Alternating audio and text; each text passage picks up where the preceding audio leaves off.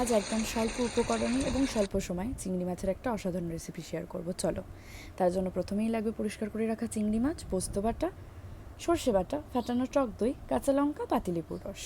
সর্ষে বাটার মধ্যে 2 চামচ কালো সর্ষে, 1 চামচ সাদা সর্ষে, 3টে কাঁচা লঙ্কা, নুন, হলুদ এবং সর্ষের তেল। প্রথমে কড়াইতে তেল গরম করে তার মধ্যে নুন হলুদ দিয়ে মাছগুলো আমি দিয়ে দিলাম। এবার একটু ভাজা ভাজা করবো। তোমরা চাইলে মাছের মধ্যেও নুন হলুদ মাখিয়ে রাখতে পারো। এবার ওপর থেকে একটু পাতিলেবুর রসটা দিয়ে 10 সেকেন্ড ওয়েট করবে যাতে মাছের মধ্যে একটু ফ্লেভারটা ঢুকে যায়।